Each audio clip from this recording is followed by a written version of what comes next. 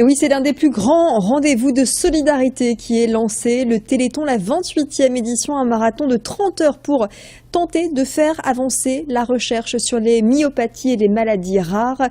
L'an dernier, plus de 89 millions d'euros avaient été récoltés. Objectif 2014, faire encore mieux. Des animations sont organisées un peu partout et notamment à Tourcoing. Ce soir, on va tout de suite retrouver notre journaliste Xavier. Xavier, Silly, vous êtes du côté du lycée LICP de Tourcoing. Et que se passe-t-il alors dans le cadre du Talé ? Oui, alors bonsoir Idil, nous sommes aujourd'hui au LICP de Tourcoing, un grand événement qui a été organisé donc pour le Téléthon, qui réunit donc 28 établissements privés, scolaires privés de Tourcoing, soit 6000 élèves. Donc un grand événement pour le Téléthon qui comme vous pouvez le voir derrière moi, se compose d'animations en tout genre, et notamment un puzzle géant.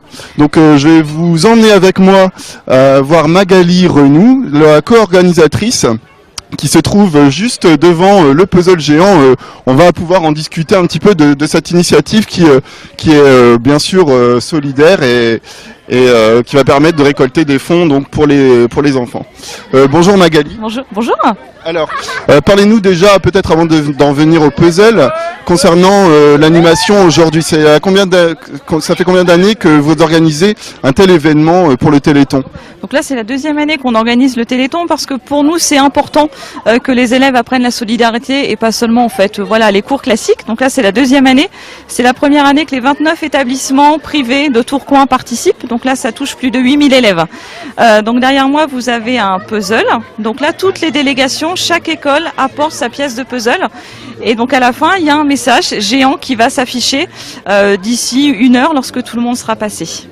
D'accord, donc 29 établissements et soit 8000 élèves, hein, c'est ce que vous me dites. Oui, exactement, ouais. Et donc, il y a le puzzle géant, mais j'imagine qu'il y a beaucoup d'autres animations. Qu'est-ce que l'on va retrouver aujourd'hui ? Qu'est-ce que les élèves vont pouvoir faire ? Alors dans chaque établissement, il y a eu des animations, donc par exemple des défis sportifs dans certains établissements, des défis basket. Ici, pour nous, les élèves de seconde ont organisé des défis ballons. Donc par exemple, ils ont reproduit le symbole du Téléthon en ballon. Les élèves de première avaient un défi sapin, donc décoration de sapin. Chaque établissement a organisé son propre Téléthon, avec aussi une récolte d'argent, parce que c'est important aussi de donner de l'argent pour la recherche. Et donc là, ce soir, c'est la fête, pour montrer aussi aux enfants qui bénéficient du Téléthon qu'on pense à eux. Et alors justement, l'année dernière, vous aviez pu récolter combien d'argent au final ?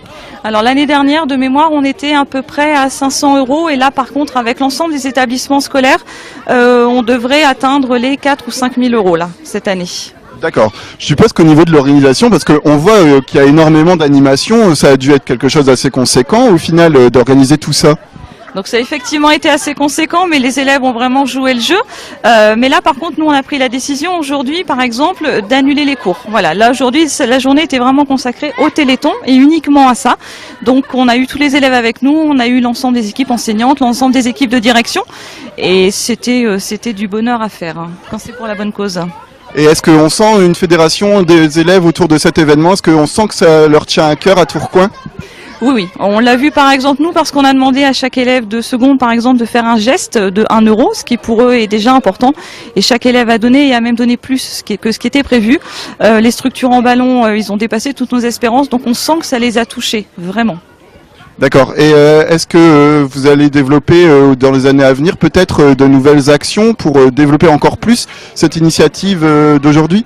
Alors on aimerait bien effectivement développer les actions de soutien, alors pourquoi pas le Téléthon, encore à nouveau, ou alors pourquoi pas toucher d'autres associations comme les Restaurants du Cœur, comme la Banque Alimentaire.